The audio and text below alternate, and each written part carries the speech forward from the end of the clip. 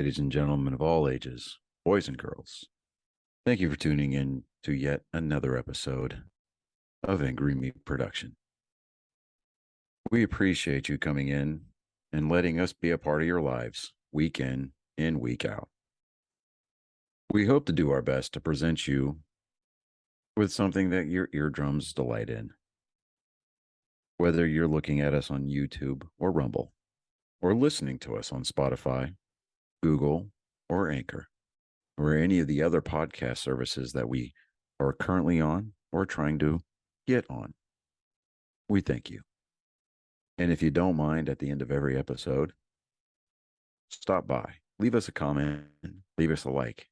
If it asks for 5 stars, we'll take 5 stars, even if you don't like us.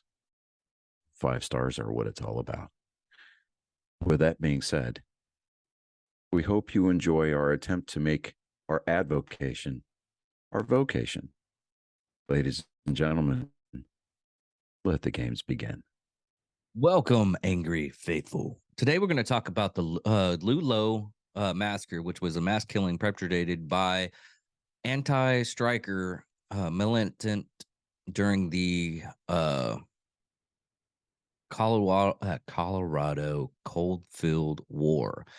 Soldiers from the Colorado National Guard and private guards employed by Colorado Fuel and Iron Company attacked a tent colony of roughly 1,200 striker coal miners and their family in Ludlow, Colorado on April 20th, 1914. Apparently 21 people, including minor wives and children, were killed. John D. Rockefeller Jr., a part owner of CF&I, who recently appeared before the United States congressional hearing on the strikes, was widely blamed for having orchestrated the massacre. This massacre was a semi-event between 1913 and 1914 Colorado Coalfield War, which began with a general Union Miner Worker of America strike against the poor labor conditions in the CF&I, Southern Colorado coal mine. The strike was originated by miners working for the Rocky Mountain Fuel Company and Victor American Fuel Company. Ludlow was the deadliest single incident during the Colorado Coalfield War and spurred a 10-day period heightened violence throughout Colorado. In retaliation for the massacre at Ludlow, bands of armed miners attacked dozens of anti-union establishments, destroying property and engaging in several skirmishes with Colorado National Guard along a 225-mile from Trinidad to Louisville. From the strikes beginning in September 1913 to intervention by federal soldiers under President Woodrow Wilson's orders on April 29th, 1914, and established an estimated 69 to 199 people were killed during the strike. Historians Thomas G. Andrews has called it the deadliest strike in American history in the United States. The Ludlow Massacre was watershed movement in the American labor retaliations. Socialist historian Howard Zinn described it as a communicating act of perhaps the most violent struggle between corporate power and labor men in the United States history. Congress responded to public outrage by directing the House Committee of Mines and Mining to investigate the event. In reports published in 1915 was influential in promoting child labor laws and 8-hour workdays. The Ludlow town said an adjacent local tent colony 18 miles northwest of Trinidad, Colorado, is now a ghost town.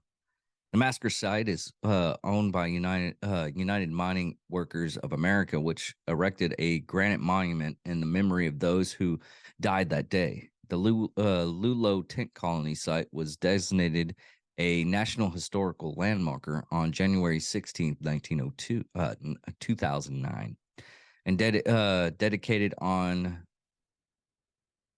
this dedicated. Sorry, folks. Messing up a little bit. Dedicated.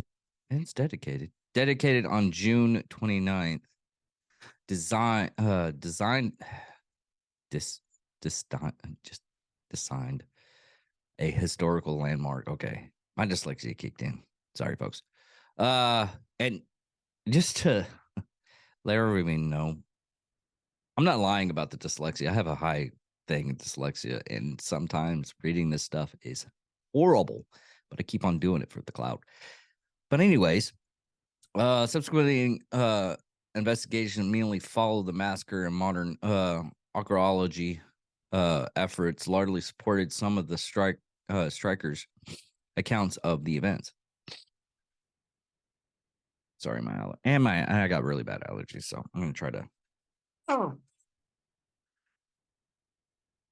But before we totally begin, just a little headways. If you're new to listening this podcast, yes, I mess up. Yes, I have really bad allergies, so I sniffle a lot. I try to keep it down a little bit right before I get on doing this. I take a shit ton of antihistamines and nasal spray stuff. So trying to get it to, and I drink lots of water to get the back end.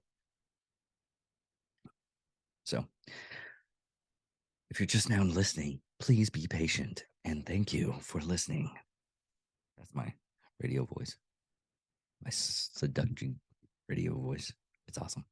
I think so. Anyways, the background on this is areas of the Rocky Mountains have veins of coal close to the surface, providing significant and relative accessibility reserves. In 1867, these coal deposits caught the attention of William Jackson Palmer, then leading a survey team planning the route of Kansas Pacific Railway, a rapid special rail transport in the United States, made coal a highly valued commodity, and it was rapidly commercialized. At its peak in 1910, the coal mining industries of Colorado employed 15,864 people, 10% of the jobs in the state. Colorado's coal industry was demanding by a handful of operators. Colorado Fuel and Iron was the largest coal operators in the West and one of the nation's most powerful corporations. At one point, employing 7,050 people and controlling 71,837 acres, that's 290.71 kilometers squared of coal land. I wonder why they have to do it squared.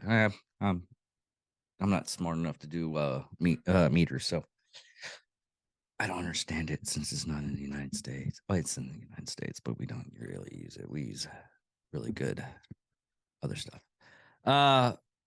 John D. Rockefeller purchased a controlling stake in Colorado Fuel and Iron Company in 1902. 9 years later, he turned it over to the controlling interest of the company to his son, John D. Rockefeller Jr., who managed the company from his offices of 26 Broadway in New York. Mining was dangerous and difficult work. Coalers in Colorado was constantly threatened by explosions, suffocation, collapsing of the mine walls. In 1912, the death rate in Colorado mines was 7.055 per 1,000 employees. Why is it 0.055? 7, well, just anyways. Compared to national rate of 3.15. Why are they doing 1.5? I don't get, you can't be 0.15, can you? Anyways, 1914, United States House Committee on the Mines and Minings reported Colorado was good mining laws and such that ought to afford protection to the miners as to safety in the mines if they were enforced. Yet in the state, the percentage of fatalities is larger than any other, showing there is undoubtedly something wrong in reference to the management of its coal mines. Basically, what they're saying on this is no one adheres to the safety regulations of the coal mining. And there's still a lot of places that they don't adhere to the safety laws. Luckily, my job, they're very safety organization. It's ridiculous at times, but they pretty much keep everybody in the safe category. They'd rather have you come into work than lose an employee or lose time off. And it does cost a lot of money if you just don't adhere to the safety regulations. And this is not like, oh, you got to think about safety and everything. I've been in places that I worked and the safety regulations were a guideline and people got hurt very easily. And people were wondering, it's like, well, he's out, but he's still coming to work. But I like the place I work. So miners were generally paid according to the tonnage of coal produced, while so-called dead work, such as shorting up unstable roofs, was often unpaid.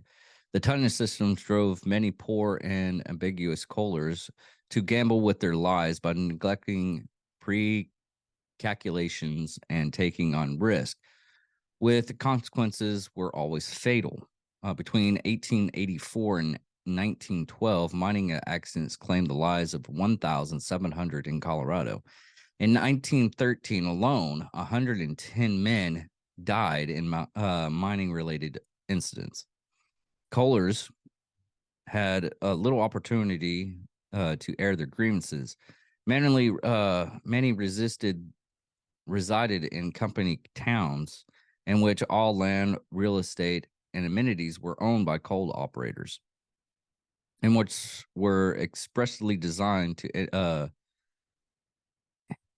inculcate. And I found out y'all hear this, so Inculcate. Loyalty and squelch dissent. Welfare capitalists believed that anger and unrest among the workers could be placed by raising coalers' standards of living, while submitting in other company managements. Company towns indeed brought tangible improvements to many coalers' lives, including larger houses, better medical care, and borders access to education. But owning the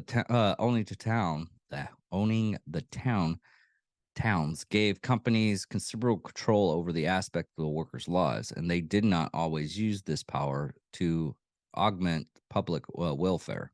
Historian.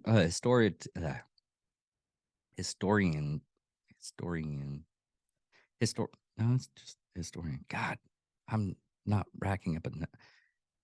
Historians, Peter S. Faunder, would describe company towns as federal dominance, with the companies acting as lord and master. The laws consisted of company rules. Curfews were imposed. Company guards, brutal thugs armed with machine guns and rifles, landing in soft point bullets, which would not admit any suspicious stranger into camp and would not permit any miners to leave. Miners who came into conflict with the company were often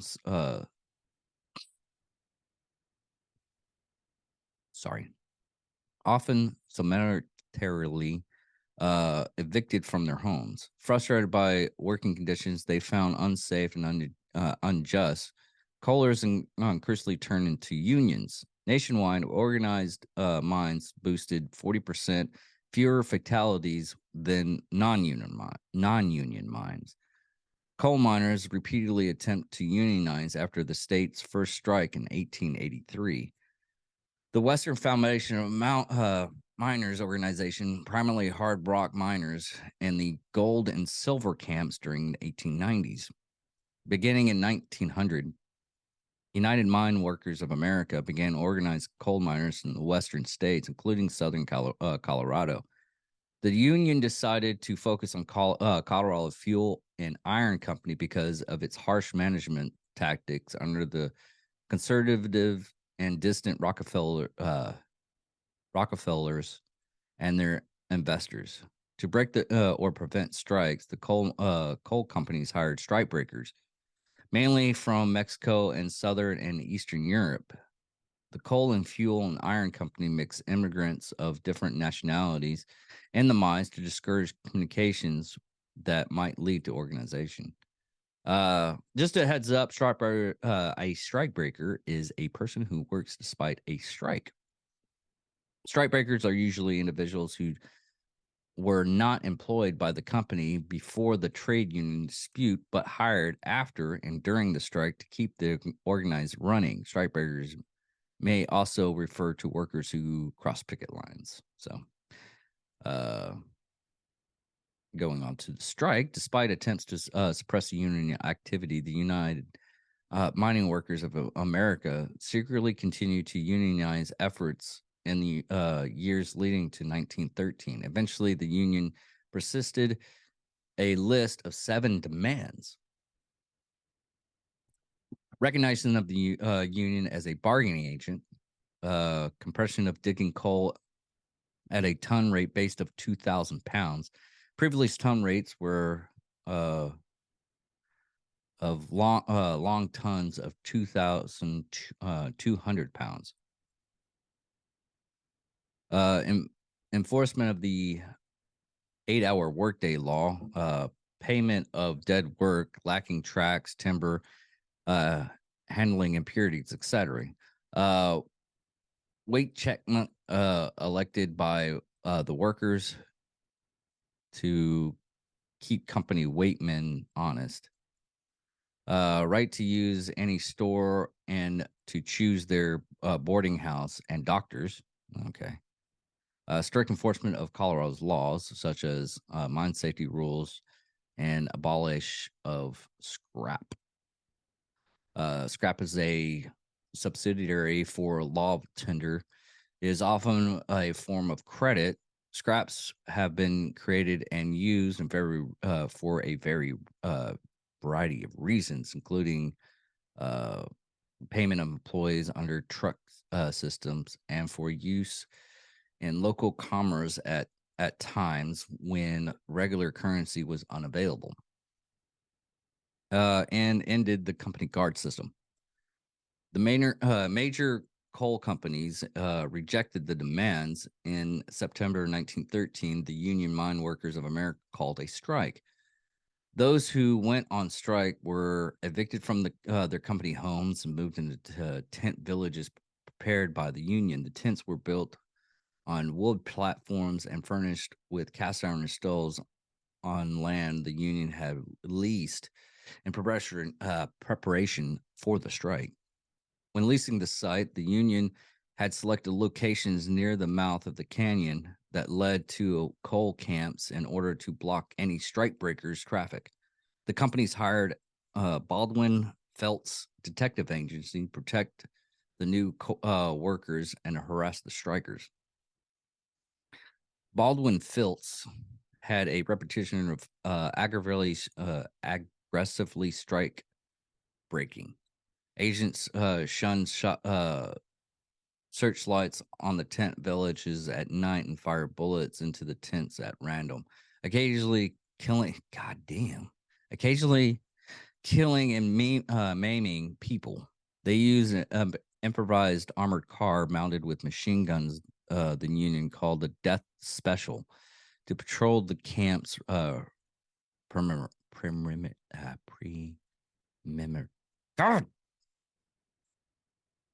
the camps. We'll just go with that. I'm not. I know this is like a cop out, but yeah, my dyslexia stopped me from preventing saying certain words. I had perimeters. There we go. Fuck, got it. Sorry, everybody. The still covered cars was built in Colorado Fuel and Iron Company plant in Pueblo, Colorado, from the chassis of a large touring sedan.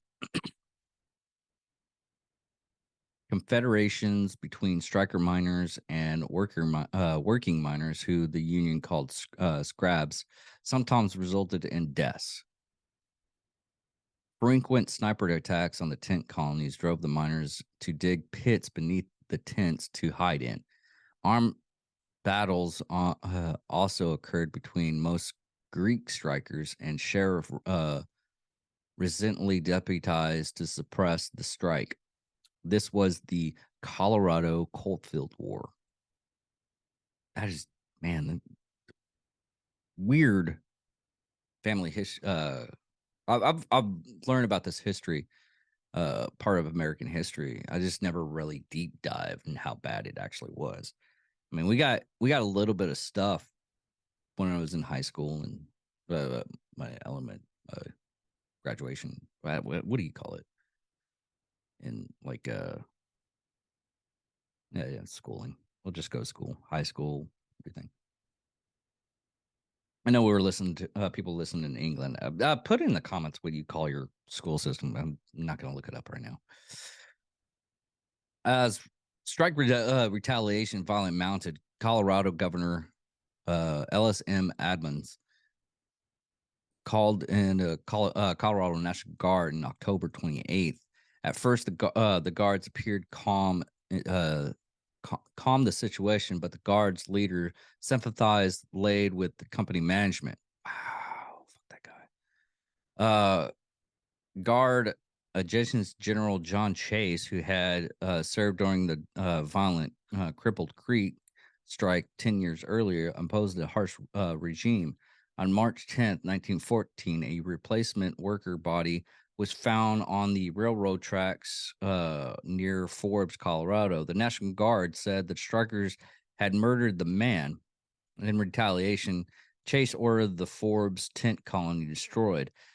The attack was launched while the residents were attending a funeral of the two infants who had died several days earlier. Photographer Lou Dole witnessed the attack, and his images of the destruction often appeared in accounts of the strike. That's another thing that we during that time frame, photographing those events so we could actually revisit them to judge what it actually is and everything and what happened. That's beneficial to an extent, especially when people go right now saying the conditions are horrible and we should we should bump pay a little bit, but not as much as people think. Well, I'll get into that on What the Hell one of these days on payment increase. I think I have did that in a couple of What the Hells. I can't remember which one episodes. I've done so many. The strikers preserved until the spring of 1914, but then, according to historian Anthony DeStaffas, y'all gonna hear this. DeStefani's. Desespante. The National Guard was largely broken the strike by helping the miners bring in non-union workers. The state had also run out of money to maintain the guards, and Ammons decided to recall them. He and the mining companies feared a breakdown in order, left one company of guardsmen in southern Colorado. They formed a new company called Troop A, which consisted largely of Colorado Fuel and Iron Company mining camp guards and mining guards hired by Ball and Felts, who were given National Guard uniforms. Now, on the massacre, on the morning of April 20th, the day after Some of the tent colonies celebrate Orthodox Easter. 3 guardsmen appeared in the camp, ordering the release of a man they claimed to be was being held against his will. The camp leader, Louis Tika, left to meet with Major Patrick J. Hamrock at the train station in Ludlow Village, a half a mile or 800 meters from the colony. While this meeting was progressing, 2 militants installed a machine gun on the ridge near the camp and took positions along the rail route about a half a mile south of Ludlow. Simultaneously, armed Greek miners began flanking to the Araro. What the hell is Araro? That's what it says. Hold on. I'm kind of curious. What is Araro?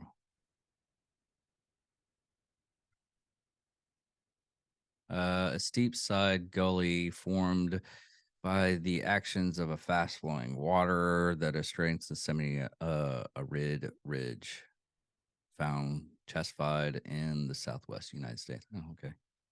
Cool. When the 2 of the Millennium's dynamite explosions detonated to draw support from the National Guard units at Birdwin and Cedar Field, alerted the Ludlow tent colony, the miners took up positions at the bottom of the hill. When the militants opened fire, hundreds of the miners and their families ran for cover.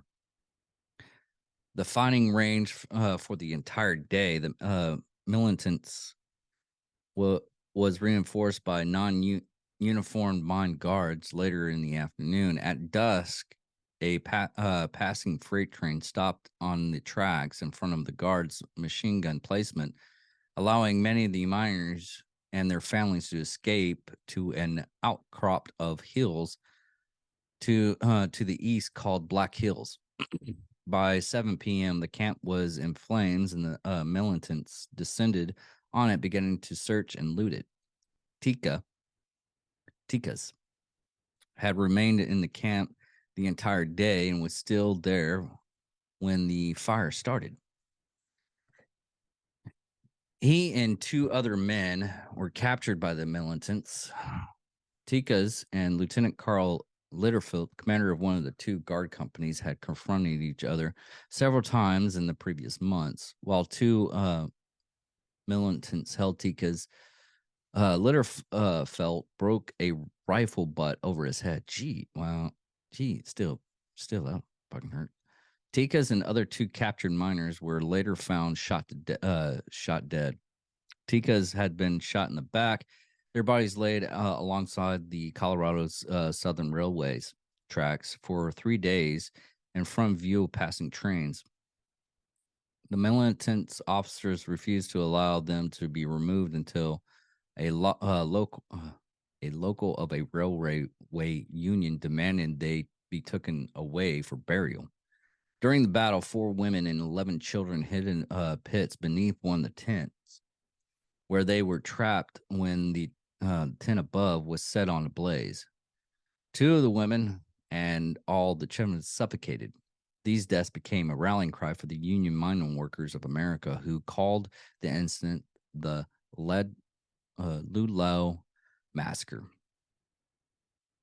Julia May Courtney reported different numbers of her counterparts' article, Remember Ludlow. Contemporary, yes. I think it's contemporary, yes. Contemporaneous. Okay. For the magazine Mother Earth, she said that in addition to men who were killed, a total of 55 women and children had died in the massacre. According to her accounts, the militants fired the two largest buildings, the strikers' stores, and going from tent to tent, pouring oil and flimsy instructions, set fire to them. From the blazing tents rushed the women and children, only to be beaten back into the fire by the rain of bullets from the militants. The men rushed to assist with of their families, and as they did so, they were dropped as a whirring messenger of death spurred Sterling to the mark, and to the cellars, the pits of hell under the. And this is her accounts. Sorry. The pits of hell under their blazing tents creep the women's and children, less fearful of the smoke and flames than the nameless horrors of spraying bullets. One of the men counted the bodies of 9 children taken from one ashy pit. Their tiny fingers, oh man, tiny fingers buried away as they held the edges of the in their struggling to escape.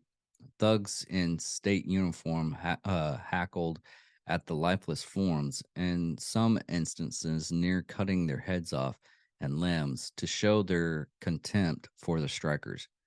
55 women and children pursued in the fire of Ludlow tent colony.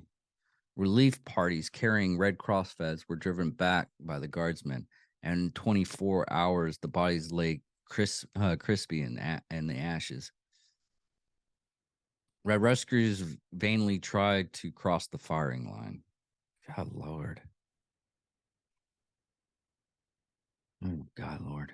Some reports said the second machine guns brought in to support the established 200 guardsmen who participated in the engagement, and that the Colorado Southern train operators proposed putting their engines between the machine guns and strikers as a shield against the National Guard fire.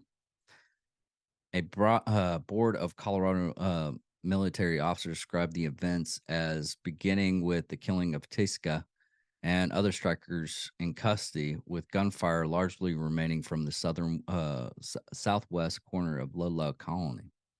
Guardsmen stationed on Water Tank Hill, a name for the machine gun position, fired into the camp. The guardsmen reported having seen women and children withdrawing the monitoring before the battle, and said they thought the strikers would not have begun firing if they had women still with them.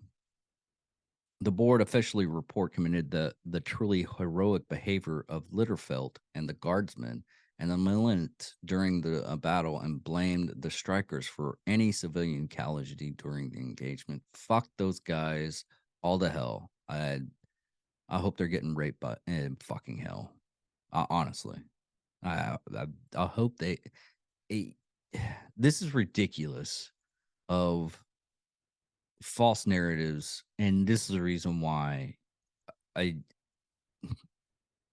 sorry, I just false narratives like this just pisses me off. Even nowadays, when they give false narratives of how certain things are tragedy because of what they believe, and not the actual report of it fucking what's going on, and letting people come up with their own opinions. Their opinions matter, not yours. And sometimes in an instance, some people's opinions don't matter, but because they're usually wrong.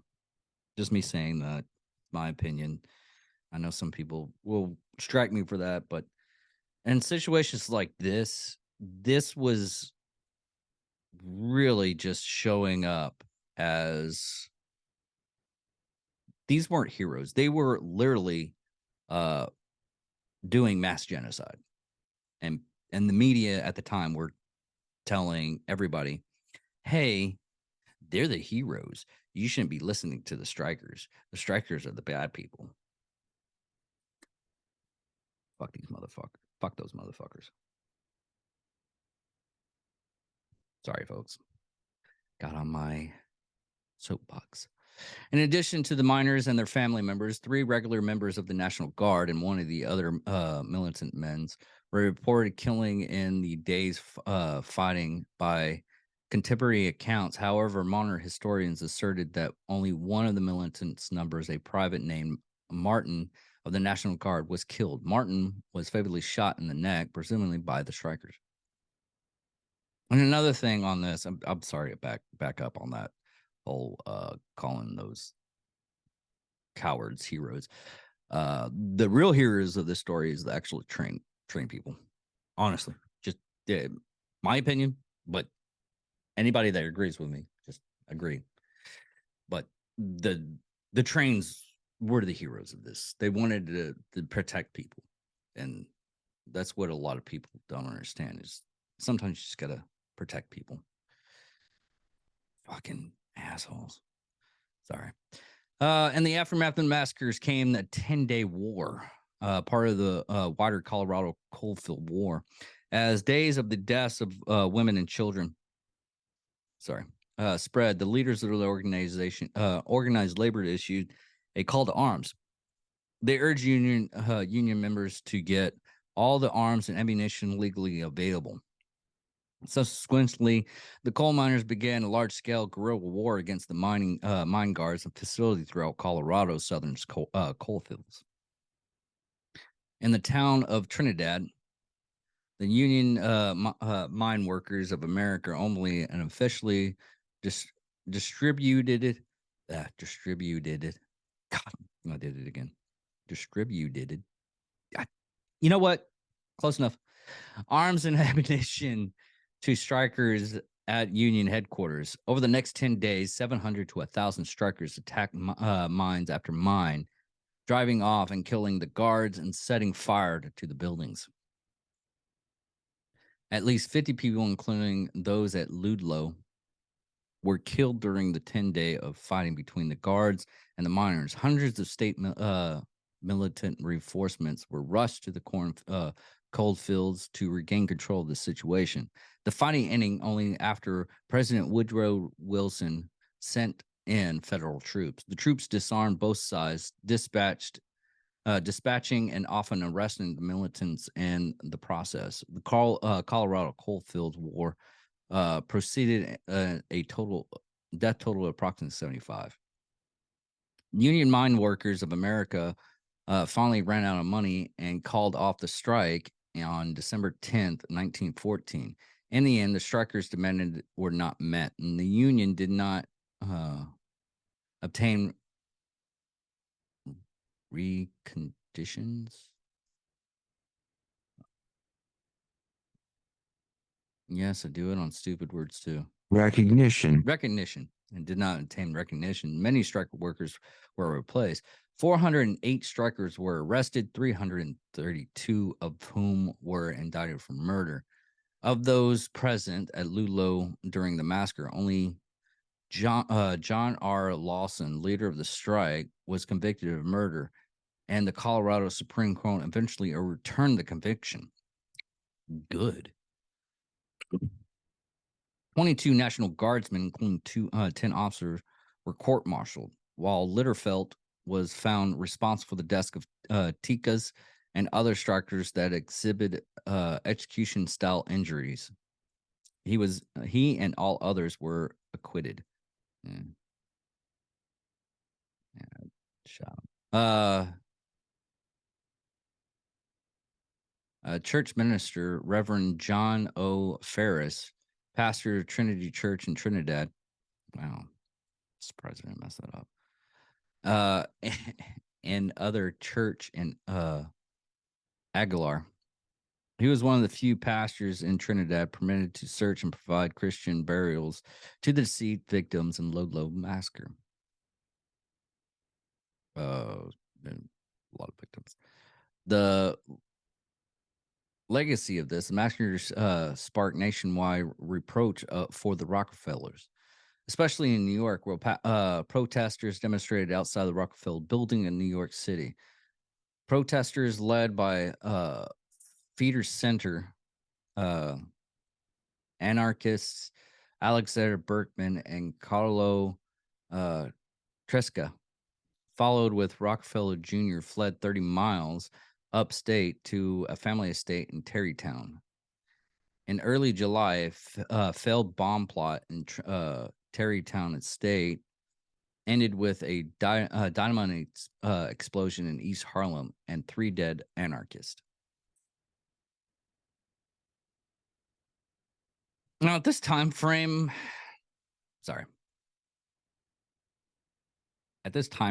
anarchists were a little bit different than the anarchists now. Anarchists now are just little putzes. These guys they wanted to disown the government because the government was working with the corporations really hard felt, as you can see in most of the stuff that I'm reading.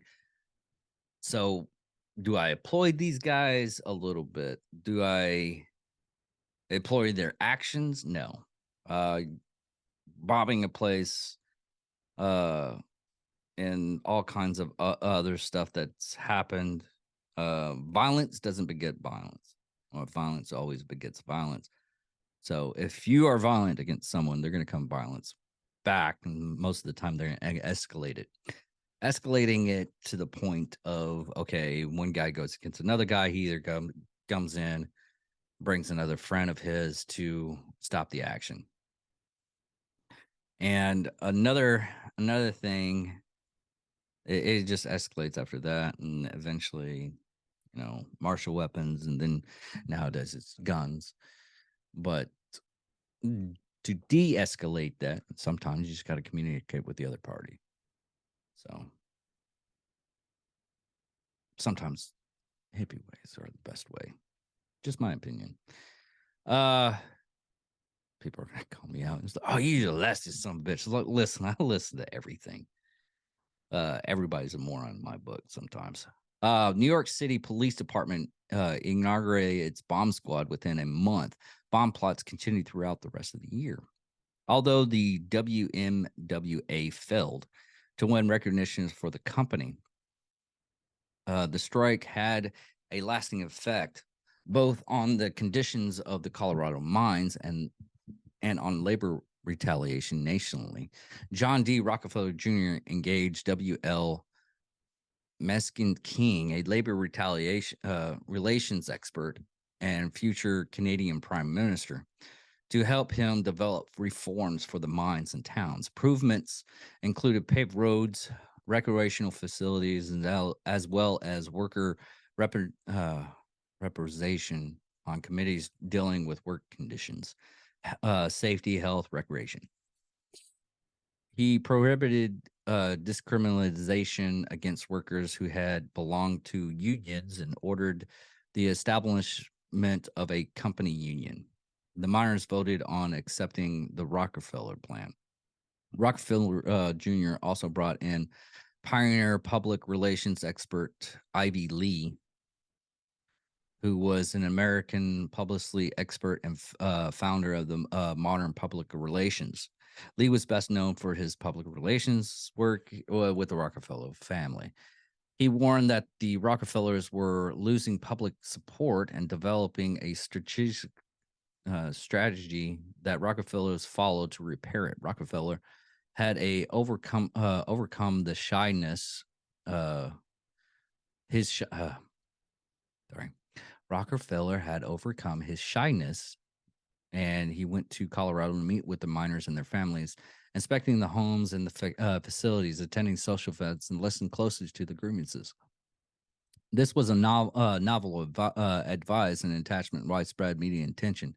The Rockefellers were able to both resolve the conflict and present a more humanized version of their leaders.